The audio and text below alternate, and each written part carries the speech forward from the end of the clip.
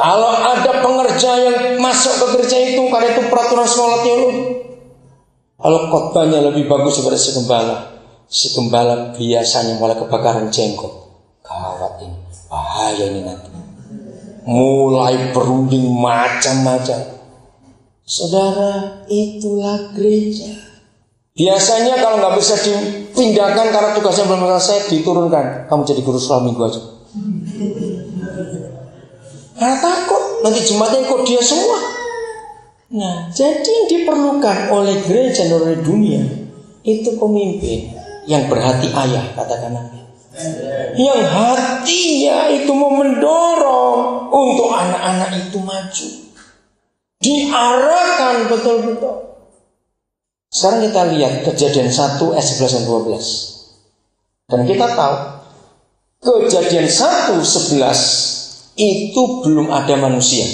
Karena manusia ada di pasal yang pertama, mulainya ayat 26. Itu Papa baru mikir untuk melahirkan manusia. Tapi di ayat 11 Kejadian 1, saudara, apa kesimpulannya kalau kita baca dua ayat itu? Baca baik-baik.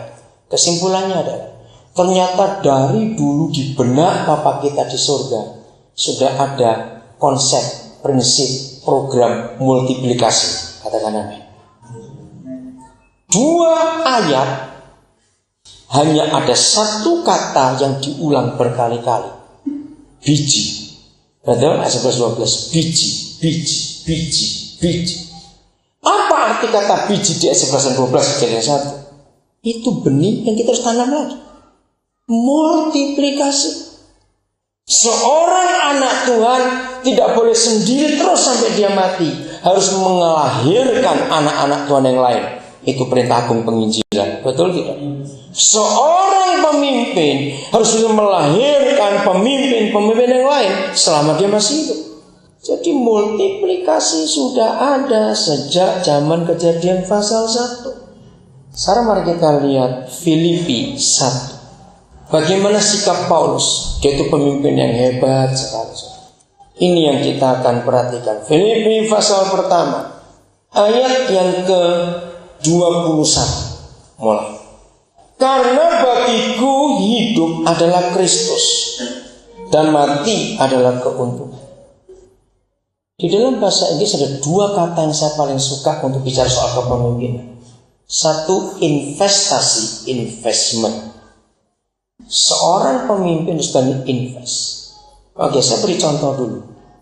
Kalau kita ingat tahun 2004 yang 2003 lah, ketika kampanye presiden yang pertama dalam jumlah banyak, masih ada 5 calon hari itu. Pak Wiranto, Pak Amin Rais, SBY, Megawati, siapa lagi satu ya? Siapa? Oke, 5 orang. Siapa di antara 5? Siapa satu? Hamzah, terima kasih. Siapa di antara mereka berlima yang paling miskin? Cepat jawab, siapa? Amin Rais. Nilai kekayaannya paling rendah di antara 4. Jangan anggap dia miskin. Amin Rais itu orang pintar. Kekayaan dia diinvestasikan ke anak-anak muda Muhammadiyah. Amin Rais itu punya program dari tahun 99 yang lalu.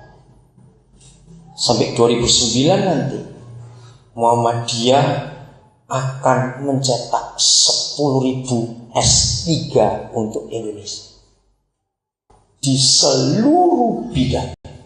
Jangan S3 10. Jadi Amin Rais itu tidak miskin, tapi dia kaya di ribuan anak muda Muhammadiyah. Dia taruh uang itu.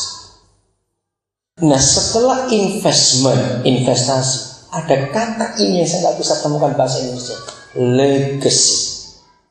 Legacy. Kira-kira apa Pak Peter?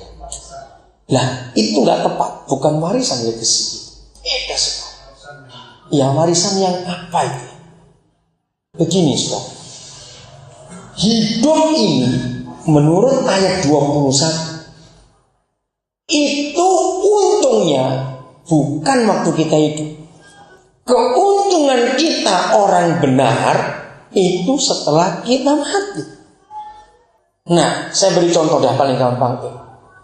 Siapa ingat ada orang di Swedia namanya Nobel? Betul, itu nama orang.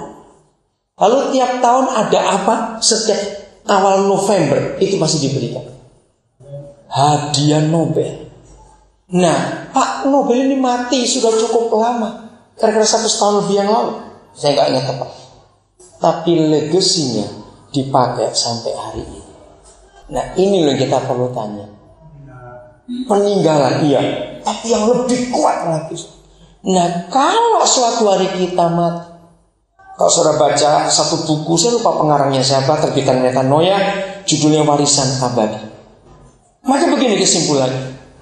Semua kita selama masih hidup itu harus berpikir, kalau suatu kali aku mati, orang, bukan keluarga ya, orang akan nulis kata-kata apa di batu nisanku. Nah, itulah legasi. Hebat. Maka itu Paulus bisa berkata, kalau aku hidup ini Kristus.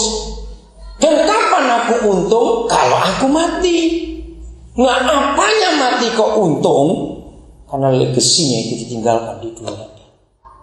Mother Teresa dari Calcutta, legasinya ada sampai hari ini.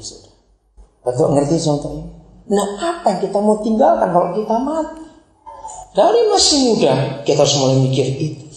Maaf, saya cuma bicara ini. Setan, kalau satu hari nanti Tuhan panggil saya, orang anak-anak Papua akan nulis sesuatu di batu nisan saya. Karena saya berjuang untuk anak-anak Papua. Itulah legasi. Apa yang kita harus pikirkan dalam hidup? Jangan hidup asal hidup. Waktu Yeremia meninggal, malam terakhir sebelum besok dikebumikan, Dr. Stephen Tong yang khotbah, saya ingat khotbah itu sampai hari ini. Yeremia meninggal umur 42 tahun, masih sangat muda.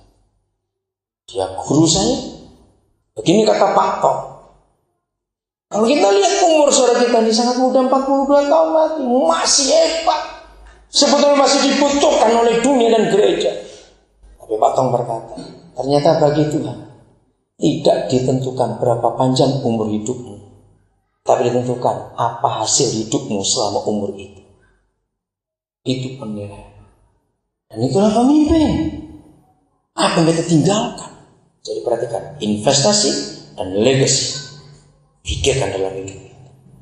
Ayat 22. Masih Filipi pasal 1. Tetapi jika aku harus hidup di dunia ini, coba merasakan waktu membaca kata ini pakai perasaan.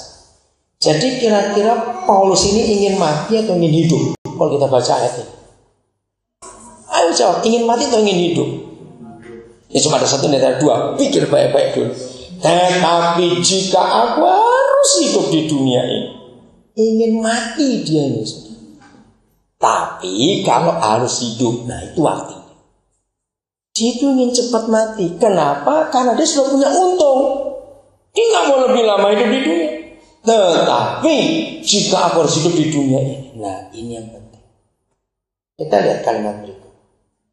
Itu berarti bagiku bagaimana bekerja memberi buah. Nah, ayat ini ada kata buah, saya hubungkan dengan Kejadian 1 tadi, ayat 11 dan 12. Jadi ada buah dalam hidup itu. Yang belajar biologi akan tahu. Mengapa dalam Yesaya 65 ayat 22 ada firman berbunyi, umur umatku akan sepanjang umur pohon. Saya dulu mikir kenapa kok umur kita dibandingkan umur pohon.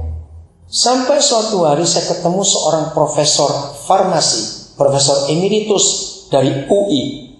Dia itu pendiri dan pemilik farmasi Sanbe Pharma. Sudah tua profesor itu. Waktu saya ketemu dia itu sampai hari ini bukan Kristen. Dia benci dengan orang Kristen. Dalam pertemuan para dokter saya berbicara. Saya bicara soal pohon. Selesai dia panggil saya, Pak Pendeta, tahu nggak, di situ saya baru tahu dia itu ahli biologi. Memang profesor biologi di UI. Apa yang Pak Pendeta katakan itu betul. Sebab satu-satunya ciptaan Tuhan yang tidak punya batas umur itu cuma pohon.